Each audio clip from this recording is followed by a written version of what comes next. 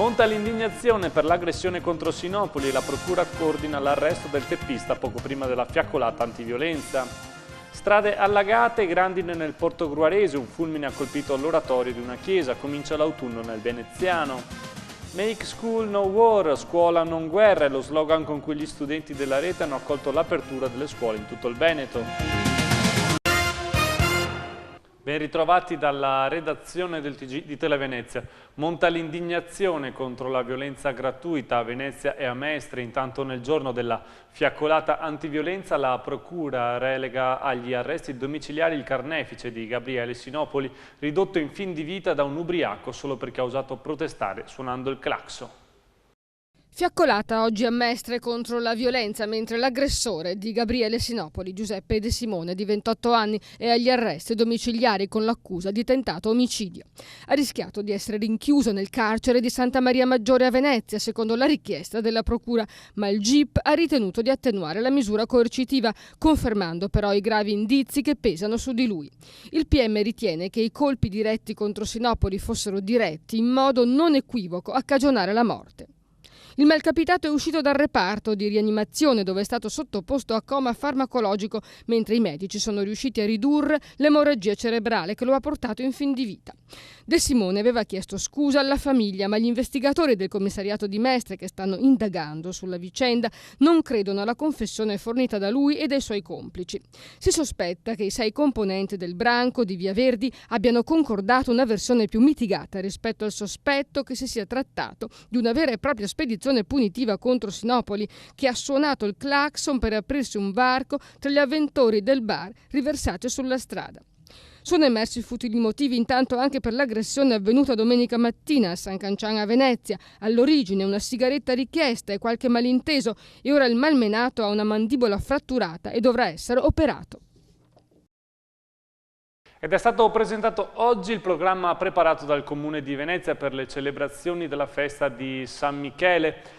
Si inizia martedì 25 settembre alle ore 18:15 nell'Aula Magna del Laurenzianum con il convegno L'Ala Solidale sulla città, il contributo dei cristiani alle metropoli possibile, alla quale interverrà fra gli altri il vice sindaco Sandro Simionato. Si continua sabato 29 settembre con la messa presieduta dal patriarca Francesco Moraglia e si conclude mercoledì 3 ottobre alle ore 21 al Duomo con il concerto di San Michele eseguito dall'orchestra del Teatro La Fenice.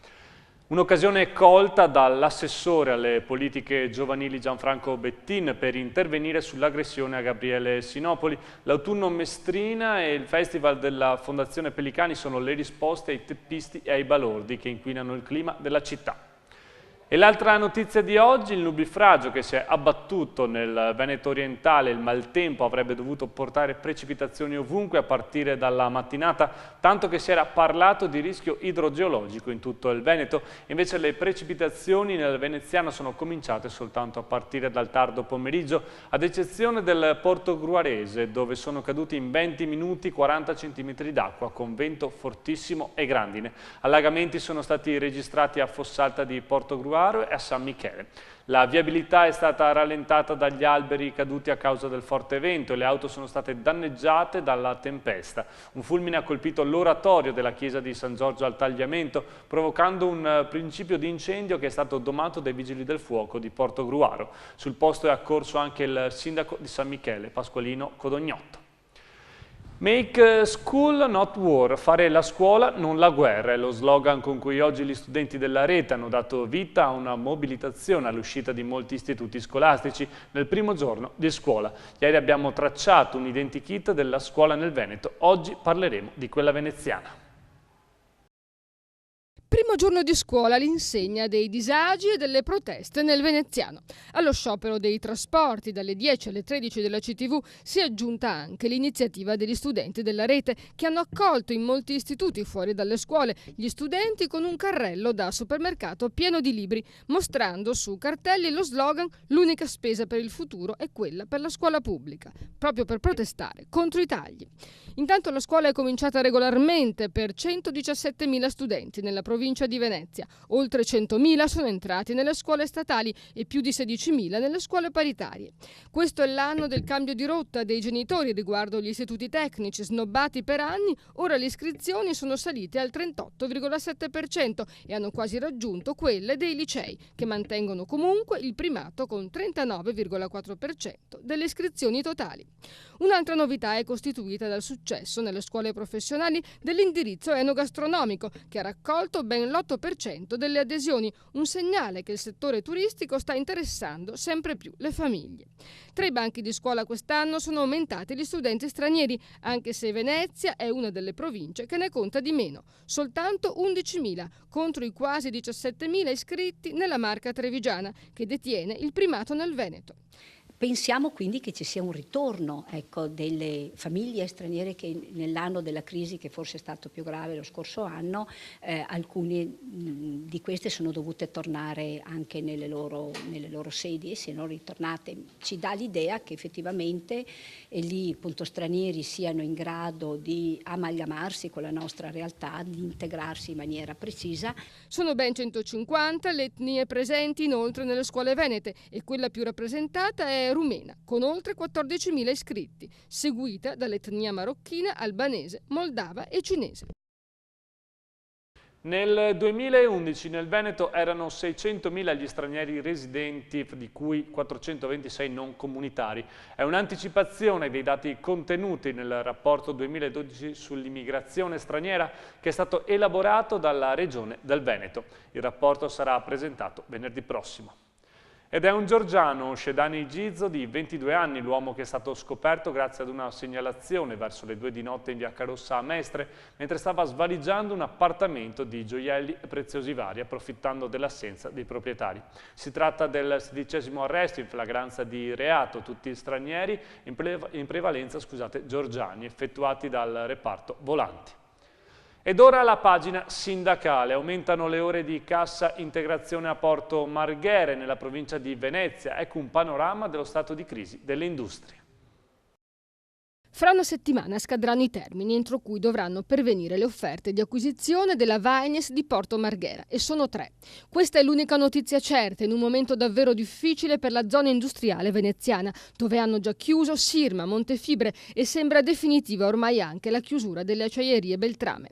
Il quadro della crisi è costellato di cassa integrazioni e mobilità. La Fincantieri cadute a piccole commesse a 400 addetti in cassa integrazione, a cui si aggiunge 1 migliaio di lavoratori dei subappalti, a cominciare dalla Navicolor, che ha lasciato a casa 50 addetti. Anche l'Eni sta utilizzando la cassa integrazione per 400 operai, mentre Montefibre è alla 5ª rotazione della CIG. In provincia, i lavoratori della Ditec a Marcon non sono ancora riusciti a far cambiare idea alla direzione, che intende delocalizzare nonostante l'industria produca utili, e 200 lavoratori hanno perso il posto di lavoro. Inoltre, il ramo veneziano dell'Ilva ha 70 operai in difficoltà e le acciaierie Beltrame, chiudendo, ha gettato nella disperazione 120 famiglie. Per le organizzazioni sindacali sono in 350 a rischiare il posto di lavoro alla Sakaim Costruzioni, mentre in 70 hanno il contratto di solidarietà nella storica vetreria Venini di Murano, e sono aperte le vicende della Belstaff e della Vaines. Riguardo quest'ultima è stata ipotecata una palazzina del valore di 500.000 euro per pagare i salari dei lavoratori fermi da 3 anni. Aumenta la paura del contagio del virus del Nilo, al punto che c'è chi teme trasfusioni di sangue infetto negli ospedali.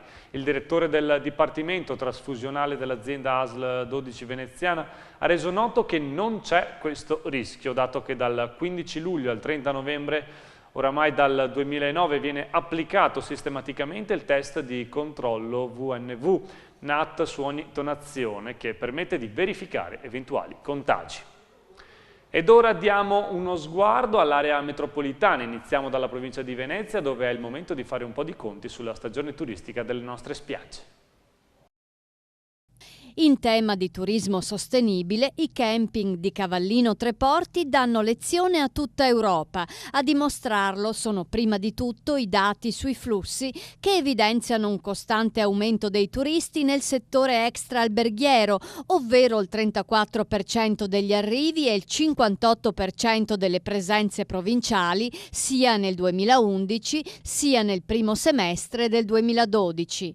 Come ha dichiarato l'assessore provinciale Giorgia Andreuzza, alcuni camping come il Marina di Venezia o l'Union Lido sono già all'avanguardia a livello internazionale. Ora spetta al Comune incentivare lo sviluppo sostenibile sul territorio, in virtù anche di quel 1.200.000 euro già incassati con la tassa di soggiorno. Ritorna in grande stile l'attesa Fiera di San Matteo a Mirano. L'antica sagra paesana durerà 5 giorni, da venerdì 14 a martedì 18 settembre, e offrirà ancora più divertimenti rispetto al passato. Ci saranno infatti ben 55 attrazioni, tra cui 2 giostre nuove, un polipo e un pendolo, e poi 90 bancarelle con prodotti artigianali, mentre gli stand gastronomici avranno un bel da fare per accontentare decine di migliaia di ospiti anche da fuori provincia. La fiera non celebra il patrono di Mirano, che è San Michele Arcangelo, bensì San Matteo. La decisione risale al 1477 e fu presa dal Senato Veneto per non sovrapporre la festa di Mirano a quella di Mestre. Ci spostiamo ora nella Marca trevigiana, dove la coscienza ecologica si sta diffondendo anche a livello istituzionale. Ne è prova una carta contro gli sprechi che sarà presto firmata da molti comuni. Sentiamo. Già 6 sindaci, da Giampaolo Gobbo di Treviso a quelli di Volpago, Caerano San Marco, Conegliano, Pieve di Soligo e Montebelluna, hanno aderito alla Carta Nord-Est ed Euroregione Spreco Zero. Visto e considerato che di norma 1/3 del cibo finisce nell'immondizia, il decalogo impegna le amministrazioni a ridurre prima di tutto gli sprechi alimentari, e si può farlo in tanti modi, ad esempio recuperando prodotti invenduti da cedere a cittadini meno abbienti, oppure con le vendite scontate di alimenti vicini alla scadenza. L'impegno riguarda anche acqua, energia, mobilità e comunicazione. La firma della carta si svolgerà sabato 29 settembre a Trieste. La partecipazione dunque è ancora aperta.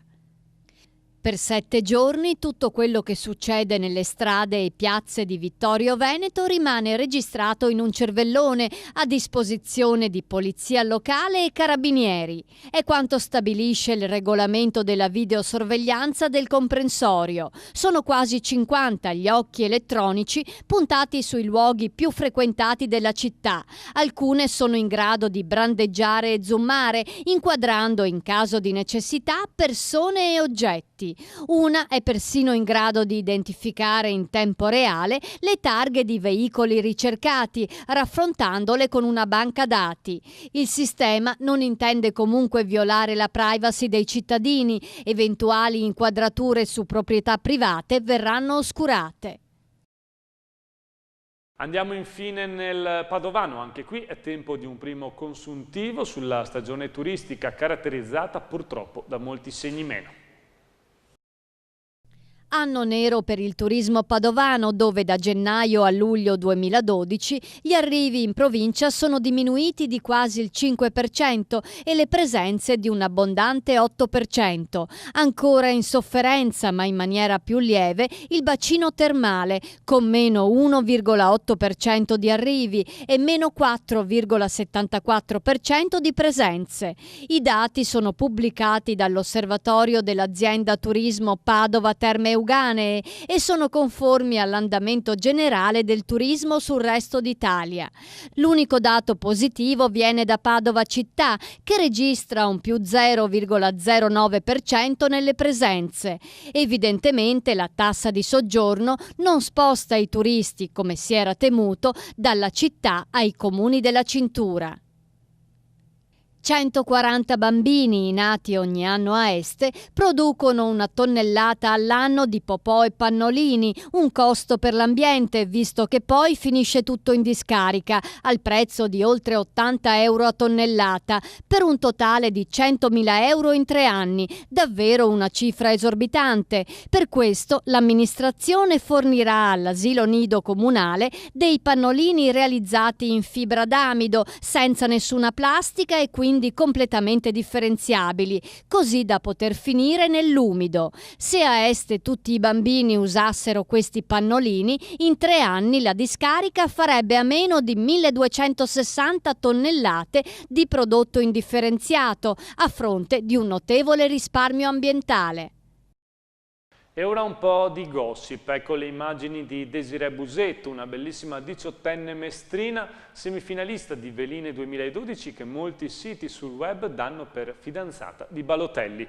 Era vicina al campione in ospedale quando ha dovuto ricoverarsi a Brescia per curare la miopia ed evitare di mettere le lenti a contatto in campo. Durante l'estate Balotelli è stato visto con molte bellissime donne, gli è stata attribuita anche Paris Hilton, ma a Brescia c'era soltanto Desirée. Ed ora vediamo insieme che tempo farà nei prossimi giorni.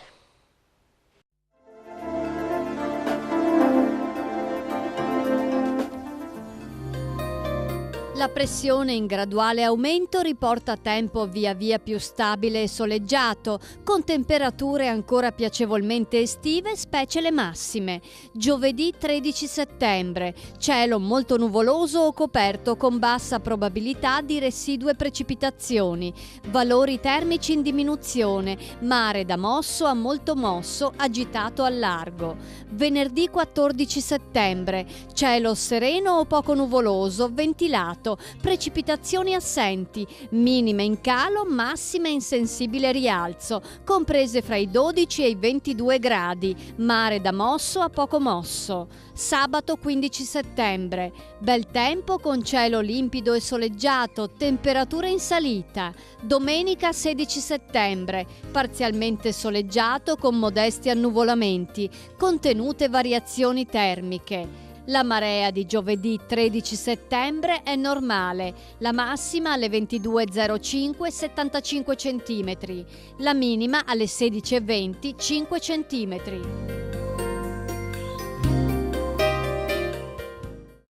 La nostra copertina di oggi arriva da un gruppo di ragazzi di Martellago che hanno allestito un piccolo ma piacevolissimo musical ispirato alla vita di Giovanni Paolo II.